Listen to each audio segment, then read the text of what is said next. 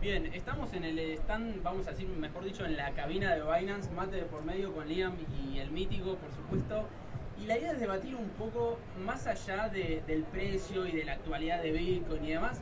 Bueno, ustedes ya hace varios años que están en el mercado, también me incluyo en eso, ya viví el bull run anterior. Bueno, ¿qué sigue después de todo esto, no? O sea, ¿cómo seguimos? Hay vida después del bull run, digamos. ¿Cómo lo encaran ustedes? Bueno, vos, Liam, también por ahí estás más en lo que es el mercado tradicional. Sí. Bueno, el que quiera empezar de cómo lo vive esto, más allá del precio, si se quiere. Básicamente, ¿qué va a pasar con el mercado cripto después del bear market? Después de la depuración, digamos. Sí, o durante también, si querés. ¿Cómo lo vivís vos, digamos? Bien. ¿Cómo vivís eso? Yo creo que cada vez más vamos a tener esta inclusión del mercado tradicional en el mercado cripto. Creo que a su vez institucionales van a vivir su primer caída, que a lo mejor se sorprenden. Yo creo que el bitcoinero, quienes ya vivimos caídas, no lo dimensionamos. ¿Qué puede llegar a pasar con los institucionales durante esa etapa de caída? Lo infravaloramos. Yo creo que el institucional de Wall Street no está para nada acostumbrado a esas caídas, pero para nada acostumbrado. Y ustedes piensan que no, porque van de traje y tienen mucha plata, no se van a asustar. Yo realmente los he visto muy asustados en el mercado tradicional. Y nadie habla de esto.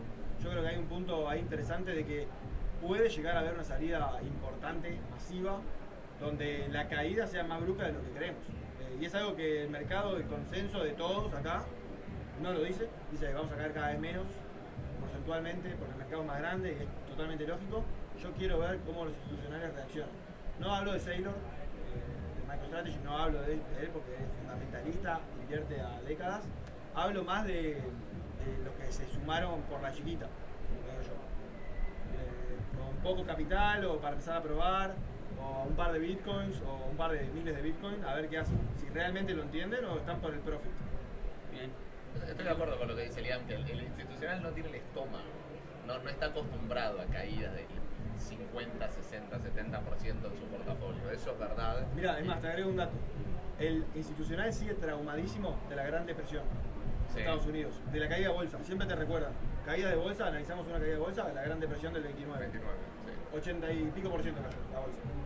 Estamos hablando de que cripto viene cayendo eso cada 4 años. Cada 4 años pasa lo mismo. Y siguen traumados con esa.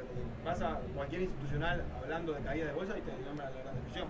O sea, .com y la Gran Depresión. De hecho, la crisis del 2008, el S&P 500, la crisis inmobiliaria del 2008, el S&P 500 cayó 30-40%, tampoco es la gran cosa. Claro. Bitcoin cayó un 35%, todos los bull market, no los bear market, o sea, durante los bull market, durante corridas alcistas, Bitcoin cae eso y se recupera constantemente. Es como era la frase en inglés de we are built different, ¿viste? Estamos como cortados por otra tijera. Eso es otro tipo de persona la que invierte en cripto. Bueno, el mechón de liquidación de 20.000 millones de dólares hace un mes más o menos fue. Sí, ¿Cuánto? sí, literal, fue récord histórico y es como 10 de octubre. Show must go on. Claro. Y bueno, eso en el mercado tradicional hubiera sido un quilombo. No, gente suicidándose. El mercado tradicional es suicidios masivos. Es que tal cual, y no olviden también que en los mercados tradicionales, que es parte también, vos lo mencionabas y me acordaba de eso, lo que sucedió también en la crisis de 2008 es que había muchos, por ejemplo, fondos de retiro y demás, que habían metido mucha guita en bonos que no valían nada. Sí, los famosos bonos basura. Tal cual. Y también a eso hay que sumarle que efectivamente cuando empezamos a bajar y se empiezan a liquidar posiciones que están en short, es exponencial el movimiento a la baja. Sí. Y yendo también de la mano con lo que vos estabas diciendo, me parece un muy buen punto el tema del estómago, tal cual de los institucionales, porque sin ir más lejos, Microsoft hace no mucho hubo una junta directiva y dijo, che, ¿qué pasa si un 1 o un 2% lo invertimos en Bitcoin de las Recomendación de Michael Saylor. Tal cual, y dijeron no, y es Microsoft. Bueno, el caso de Alemania va igual, a la larga va a pasar. Va a pasar. Para mí eso va a ser el ciclo que viene. Pero para mí están de a poquito, en confianza. Yo creo que el ciclo que viene va a ser cuando va a ser tipo 2026 en adelante, va a ser cuando va a empezar la adopción mainstream y va a empezar la adopción por parte de gobiernos que empiecen a comprar en formato dollar cost averaging y empresas importantes que empiecen a comprar. O sea, y empresas importantes no me refiero a MicroStrategy, que no está ni siquiera en el S&P 500. Con todo respeto a Michael Saylor, me parece un tipazo de los mejores tipos que habitan este planeta, pero su empresa no deja de ser una empresa chica comparado con otras empresas que hay en el S&P 500.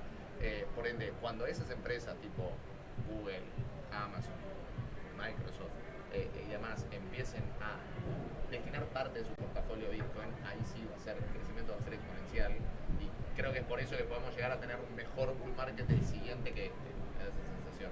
Porcentualmente más grande. Porcentualmente, porque si te fijas en el rendimiento, en esto de los diminishing returns, viste que Sí. el crecimiento cada ciclo que pasa es menor, y tiene sentido porque bueno, es un activo con mayor capitalización de mercado, tiene sentido que crezca cada vez menos, es lógico. Pero yo creo que el ciclo que viene es el único que puede llegar a superar a este, en este caso, me parece, me da esa sensación. Pero sí. Ahora, ¿qué tan de cierto hay, de la mano de lo que estás diciendo, qué tan de cierto hay o qué creen ustedes de que los grandes no pierden? Está bien, estamos de acuerdo en que los gigantes nunca pierden, se podría decir, depende del caso, pero vieron que hay gente que por el hecho de decir, no, tal empresa compró, listo, es confianza porque tal empresa no va a perder plata. Es como si tal compró, no va a perder. De hecho, pasó hace no mucho se decía que Ethereum, o que habían abierto un long, creo que fue en $3.800, $3.700, todos empezaron a entrar y después bajó. Y resulta ser que en realidad no era la familia. ¿Qué hay de verdad en todo eso? ¿Ustedes qué creen de los grandes que entran y de que no pueden perder dinero, vamos a decir? Yo ahí no comparto para nada esa frase. Yo he visto a Wall Street hacer cagadas inmensas, y no por el hecho de manejar más plata. O sea, detrás de todo el capital que manejan, si bien hay equipos, hay personas también. Esas personas son emocionales, son racionales y tienden a sobrevaluar activos o infravalorar activos. Entonces todo depende de los analistas detrás. Yo como analista del mercado tradicional te digo de que he visto a empresas muy grandes perder dinero, he visto analistas increíbles. Warren tuvo pérdidas impresionantes y es el número uno. Entonces yo no comparto. También yo no me detengo mucho en analizar la manipulación de los precios, en analizar como movimientos de corto plazo. No es algo que yo tengo incorporado en mis análisis. Yo elijo activos que sean muy buenos, baratos y espero. No me vuelvo loco de si algo cayó de corto plazo. Parece perfecto. Realmente no le veo valor a eso, a detenerme, solamente me saca de mi eje. Yo creo que en cierto punto los grandes hay menos probabilidad que pierdan, pero como dice Liam, también son humanos y pueden llegar a perder.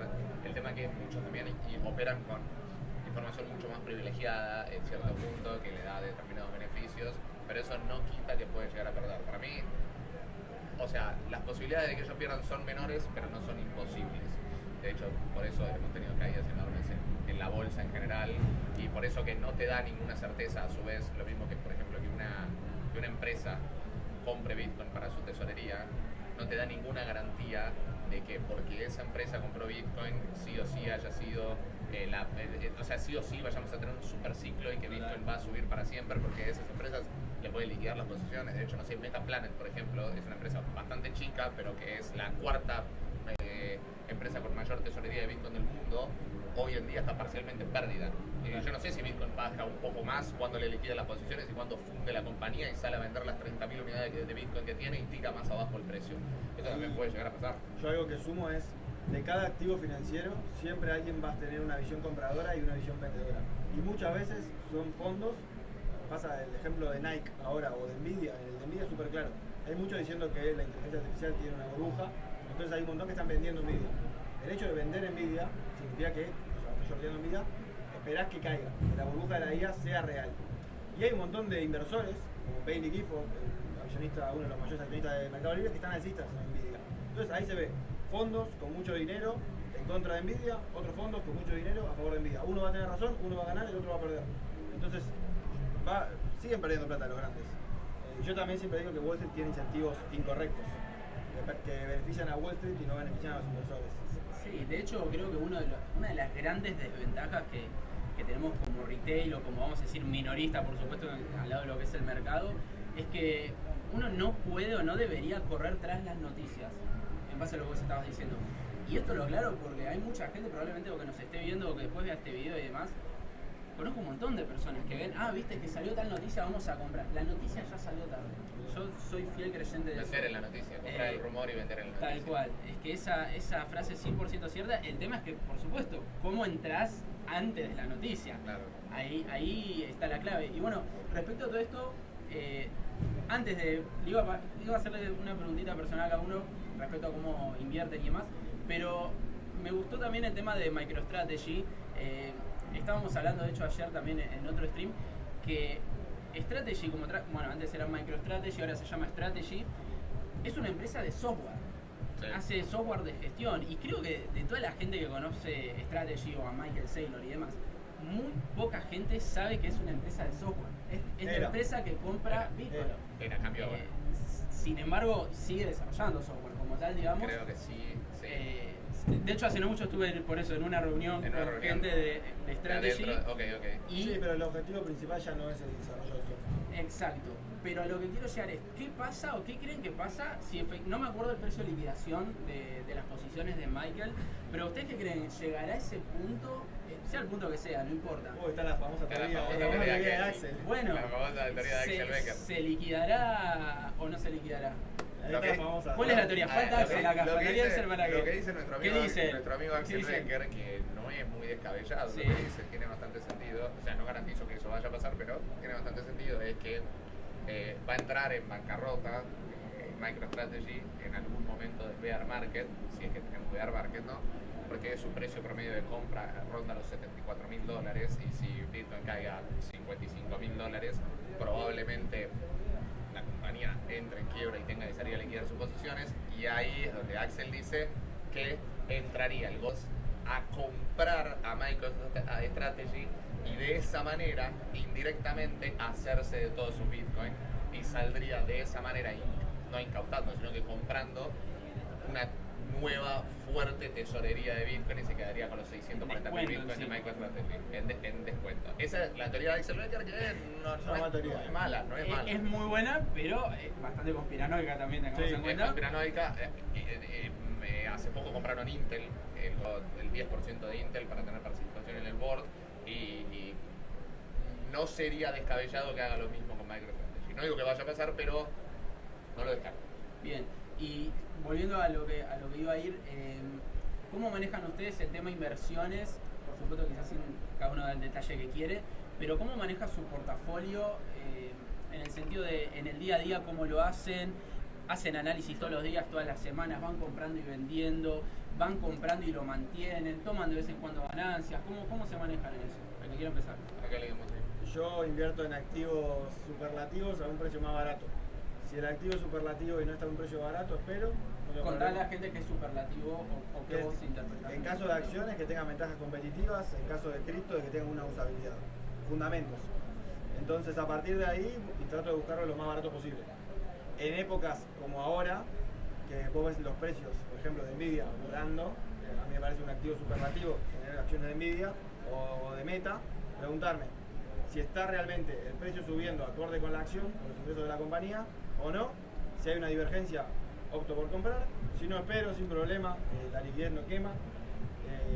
Si está bien utilizada y si tiene una estrategia. Y en caso de Bitcoin sí que opero los ciclos. Pero por ejemplo ahora cayó Meta bastante y me parece una oportunidad interesante. Y en Bitcoin o en cripto en general, opero los ciclos con ganancias progresivas, que todavía no tomé, a diferencia del mítico. Habré tomado un 20% de mi portafolio de ganancias y espero que haya un tramo más alcista y ahí tomaré el resto. ¿Lo tomás, digamos, 100% en ciclos, lo agarrás a Bitcoin o hay alguna parte en hold? Tengo parte de la cartera fría que no se toca y que perfecto, está ahí. Bien, estamos de acuerdo. ¿Y mítico, cómo manejas? Situación medio parecida a Liam, exceptuando por la parte de ya tomé gran parte de ganancias. O sea, yo lo divido más o menos en 3 portafolios, de los cuales uno es hold a largo plazo, que no toco, no importa el precio de Bitcoin. He comprado Bitcoin para mantener en ese hold, que es como que si no lo tuviese, como si no existiese, se paga. Después eso más o menos con un 50% de mi capital. Después hay otro 45% que lo uso para operar en spot los ciclos de la misma manera que más o menos que explicó Liam, pero con otra estrategia de toma de ganancias, ahora te la explico si querés, y después un pequeño 5% para operar futuros. El 45% que vendría a ser la parte de spot lo que hago es lo siguiente, es durante los bear market he comprado, he acumulado en formato dollar cost averaging, por ejemplo lo hice durante 2022 barra un poco de 2023, fui comprando Bitcoin entre 30.000 y 15.000 dólares, entre el precio de 35.000 y 15.000 dólares, me daba un promedio más o menos de entrada de 23.000 dólares. Excelente. Y fui tomando ganancias cuando Bitcoin, por primera vez, mi primer toma de ganancia fue en 84.000 dólares, mi segunda toma de ganancia fue en 98.000, mi tercera fue en 104.000, mi cuarta fue en 109 y la última fue en 120, 121, una cosa así. No tomé en 126, la verdad no tomé, pero en 120, 121, y de esa manera vendí el 80% de mi portafolio spot de Bitcoin, y de las altcoins vendí el 90% de mi portafolio casi todo, spot. O sea, ya estoy, en lo que vendría a ser spot, ya estoy completamente en liquidez, y esa liquidez la estoy rotando parte al S&P 500, más a largo plazo, y parte la mantengo en liquidez, generando earning, para volver a entrar con la misma estrategia de 2022 y 2023, volver a entrar en 2026 cuando Bitcoin caiga por debajo de 90.000 dólares o en su defecto en marzo del año que viene, lo que llegue primero. Bien, y tus análisis son, Liam comentaba que él por ahí lo ve más desde el fundamental, ¿vos lo ves más desde el análisis técnico o en base a qué te basas? ¿O es, para vos son ciclos? Más O sea, que ¿cuál todo es? en base a los ciclos. Yo sigo creyendo en los ciclos de 4 años, hay gente que dice que no, es respetable, alguno de los dos va a estar equivocado, si la gente que cree que los ciclos terminaron o yo que creo que los ciclos siguen existiendo, el tiempo lo dirá, y si estoy equivocado no hay ningún problema, porque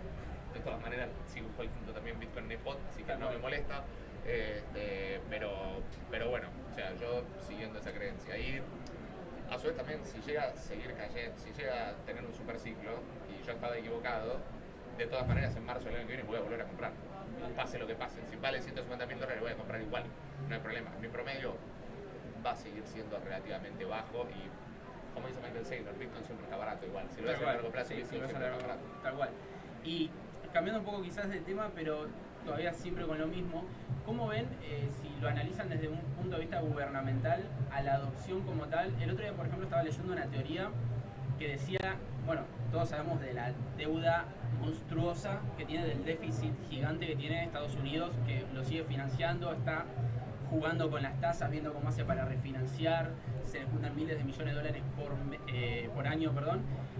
Entonces, en ese punto, la teoría esta de las que les comento es que, bueno, no es casualidad que una de las primeras leyes que se decía era que las empresas como USDT, USDC, lo que sería Circle y Tether, pueden demostrar o respaldar sus emisiones con bonos del tesoro. Entonces, lo que decía desde este punto de vista es que básicamente los emisores de stablecoin van a empezar a ser los principales tenedores de bonos de Estados Unidos, y de esta manera es como que el gobierno va a tener un poquito más de bicicleta como para poder ir tirando para ese lado.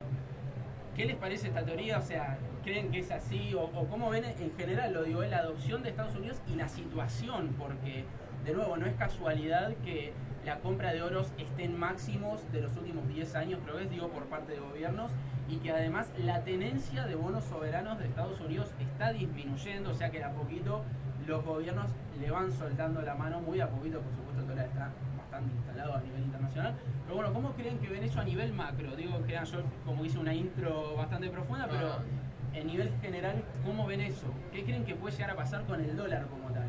Mira, a nivel macroeconómico, si analizamos como la liquidez global, el dólar perdió bastante poder. Este año, simplemente por tener tus dólares, podés comprar 10% menos de cosas. O sea, la devaluación estuvo a 1.04 el dólar contra el euro el año pasado, hoy está a 1.17. Es un montón la diferencia, y obviamente eso es pérdida de debilidad del dólar. Y creo que el gran problema de deuda que tiene, los 36 trillones ahí de deuda norteamericana, es un problema. Obviamente necesita demanda de bonos para suplir y para tener ahí toda esta bicicleta que muy bien explicaste. Y yo creo que, adelantándonos a eso, el mercado pricea el oro, pricea obviamente la suba de Bitcoin, que podría ser inclusive más si esto se profundiza. Yo también lo que veo es el porcentaje que se viene incrementando el M2, que sigue subiendo, y algo que estuve haciendo últimamente fue analizar yo siempre hago bottom to top de análisis, de lo micro a lo macro. Disculpa, el M2 es la base monetaria, la base monetaria global, bien. En este caso de Estados Unidos, pero está en todos los países. Yo siempre hago análisis de lo micro a lo macro, y hay muchos analistas que lo hacen al revés, hacen de lo macro a lo micro. Y estaba viendo unos de los analistas que veía la evolución del M2 y nos decía, cada que hay un bear market o una corrección fuerte en el mercado tradicional, es porque disminuye la emisión de M2. Empiezan a sacar dólares de circulación. Y eso es algo que no está pasando, que se prevé que puede llegar a pasar en 2026 o 2027, y ahí podríamos tener menos dólares en circulación para que el dólar se empiece a ganar un poquito de fuerza. No me parece loco, de cara a las próximas elecciones, porque encima todo eso también sirve a nivel político. Y ahí poder tener una corrección en el mercado, se fortalezca el dólar y poder depurar un poco todos los mercados tanto tradicionales como cripto. Si nos vamos más al análisis técnico, eso supuestamente por ahí debería pasar antes. El DXY, que es el índice del dólar, está en un piso, por decirlo de alguna manera, del canal alcista que tiene a largo plazo, y también está en un piso del canal bajista que tiene, o sea, es imposible explicarlo sin un gráfico, pero porque el índice del dólar viene cayendo durante los últimos 3 años, viene perdiendo contra todo el resto de las monedas. El DXY es el índice del dólar contra el euro, el yen japonés, ponderado de manera distinta, pero contra 6 monedas importantes. Por ende, se está devaluando constantemente. Yo creo que en algún momento va a llegar un piso. Ese piso indudablemente va a coincidir con el bear market, para mí, con el comienzo del bear market para distintos activos, que su contraparte es el dólar. O sea, porque no solamente lo que estamos viendo nosotros durante todo este año no es una revalorización de Bitcoin ni del S&P 500, sino que es más todavía una devaluación del dólar. Son las dos, ¿no? O sea, van de la mano. Van de la mano. Sí, pero no es que solamente subieron lo mismo que se depreció el dólar, subieron más. Subieron más, por supuesto, pero o sea, eso es un condimento, ¿entendés? Total. Es un condimento que ayuda a los bull markets del resto de los activos. Y en cuanto a lo que decía de deuda, es interesante. A mí, o sea, de eso lo que más me gusta es el sistema de lo rentable que es las stablecoins, ¿no? Que los tipos, o sea, toman dólares, te emiten una moneda que a ellos no les sale nada de emitirla, y esos dólares los ponen a trabajar a 4,5%, más o menos. ¿Cuánto pagan los bonos de tesoro? 4,5, 4,25, una cosa así, 4,25, con plata de otros. O sea, vos estás generando intereses con plata de otros, es espectacular. Y a este ritmo se van a hacer en cualquier momento los principales tenedores de deuda de los Estados Unidos, las empresas de stablecoins. O sea, es una combinación bastante interesante, que yo creo que en algún momento, como te digo, que el dólar, si bien para mí es una shitcoin que a largo plazo tiende a cero, en algún momento se debería de recuperar un poco y coincidiría con el bear market de Bitcoin, de las criptos, y puede hasta inclusive del mercado tradicional americano en menor escala. O sea que no necesariamente es el fin, no es el principio del fin del dólar lo que estamos viviendo, o no en el mediano corto plazo, digamos. En el corto plazo yo creo que va a tener una recuperación. Bien. En el corto mediano plazo creo que va a tener una recuperación, pero después es una shitcoin inflacionaria que tiende a cero. O sea, mi criterio, así como Bitcoin tiende a millones, el dólar tiende a cero, no para de perder valor. Si vos te fijas, perdió un 98% de su valor durante los últimos 100 años. Es una locura. La estadística esa de las barritas Hershey que comprabas y lo que compras ahora, un café McDonald's contra 26 barritas Hershey en 1913. Es una shitcoin. Acaba de ingresar, que si quiere... Acaba de ingresar el tipo Estábamos serio hablando de la... Sí. Alguien que efectivamente va a poder dar una perspectiva más de lo que viene. Vamos con A ver. Pablo. Sí, quedan 5 minutitos, creo. Confirmen por las dudas el tiempo. Se escucha bien, ¿no? Quedan 5 minutitos más o menos. Sí. Por las dudas. Bueno, no. 6 minutos. Bueno, estamos debatiendo. ¿Cómo andas, Pablo? Presentate si querés, los que están viendo. Bueno, Pablo Aver, Finanzas Pablo, ahora salimos Plata, Paciencia y Pelotas también con los chicos. Bien. Te puedes quedar un ratito también si querés. Dale.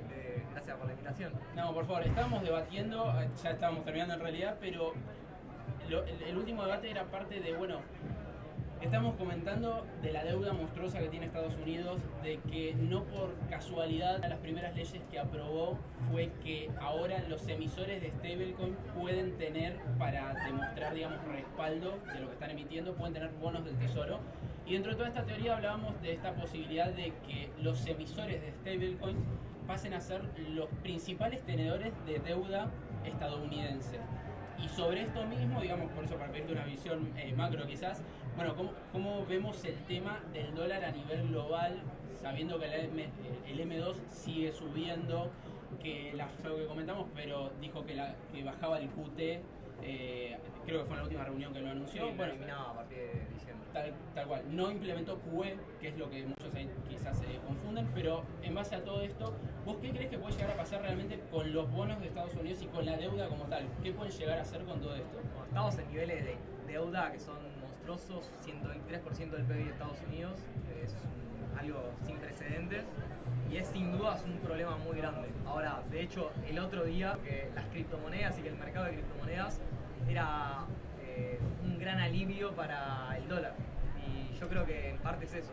Si bien nosotros estamos viendo, hace poco circulaba un gráfico muy interesante de que después de mucho tiempo los países tenían más reservas internacionales en oro que en bono del tesoro, pero creo que también gran parte es porque de repente aparece un Tether, aparece un Circle, que empiezan a acumular bono del tesoro en forma monstruosa y que eso le va a dar cierto alivio al dólar, por así decirlo. Igualmente yo creo que el dólar va en caída y que... Claro, la pregunta es qué pasa después de ese alivio, de ese veranito, No. o qué crees que puede llegar a suceder, o cómo ves la situación macro, digamos. No, de lo macro está horrible. O sea, Estados Unidos tiene, o sea, necesita o aumentar mucho su productividad o eliminar el déficit fiscal que tiene, porque cada vez va aumentando más su deuda. De hecho, los intereses que genera la deuda ya representan más que el Medicare, por ejemplo, en el presupuesto. Entonces, es monstruoso y es un impacto muy grande para Estados Unidos. Se van generando intereses sobre intereses constantemente, por lo tanto tienen que ajustar de alguna manera, sin duda. Y el gran desafío que tiene ahí, claramente como gobierno, y lo vivimos en Argentina, es que es muy poco simpático reducir déficit fiscal. De eso estamos todos de acuerdo. Total. Bueno chicos, gracias Pablo, te saludo, gracias Mítico, gracias Liam. No sé si alguno quiere agregar algo de todo Capaz nos esto. salva la ida, el aumento de productividad. Podría Empieza ser. De corto plazo lo salva y Ese- después... Porque quiere ser la capital de inteligencia artificial y cripto, pues la la salida que tiene. Bueno, gente, eso es todo por hoy. Espero les haya gustado. Nos vemos en un próximo. Chao.